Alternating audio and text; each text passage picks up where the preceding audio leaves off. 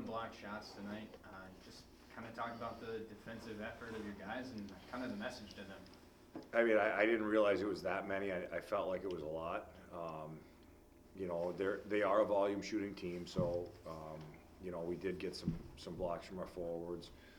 But it just goes in the will to win.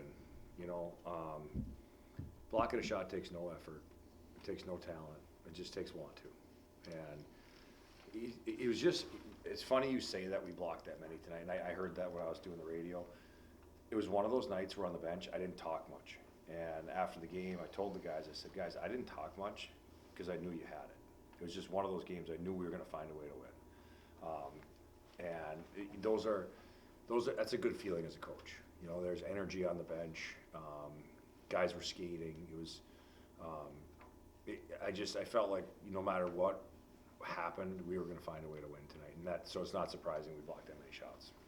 And then, Coach, second period, 3 back-to-back penalties, a little time in the box there, 6 minutes, down a man, but you guys still killed the penalty.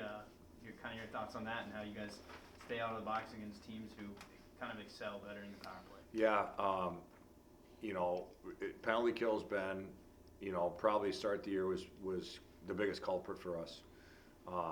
But the last 4 games, it probably was one of our biggest strengths.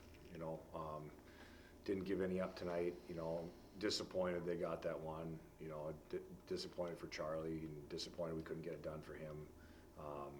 You know, the 5-on-6 goal, but you know, you got to block shots in the penalty kill. You just have to. And at the end of the second period, Andre gets a big block, and then Tyrell Boucher gets a big block, and then we go into you know, instead of that getting to the net and maybe scramble and maybe going in, you know, and taking the air out of our balloon, we go in on a high note. And, you know, I think that just bled into our third period.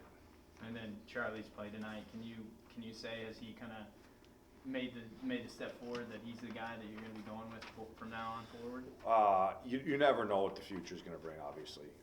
I think he's earned, you know, the right to play again, no doubt. You know, kind of going into the weekend, I didn't know how I was going to use the goalies. I didn't know, you know, if I was going to split them. And I thought Charlie played great on Friday, you know, and then coming back tonight, I thought he was outstanding. You know, and a lot of those saves they're just competitive effort-based saves. You know, they're, you know, backdoor play where you just got to dive over and save it.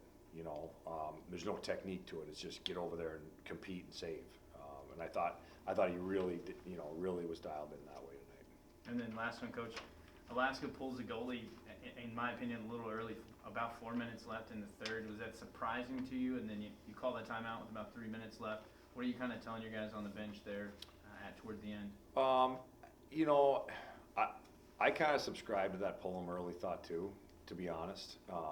You know, because if you're down a couple goals, you could pull them and then go back to 5-on-5 play. If you pull them and score, you know, and then go back to 5-on-5 play, and then when your top guys are up again, you could pull them again. You know, so I ended up calling the penalty because we had guys that were out there for about a minute and change, and they were tired. So that's why I called the timeout. You know, just to be able to rest those guys, and because I thought they were run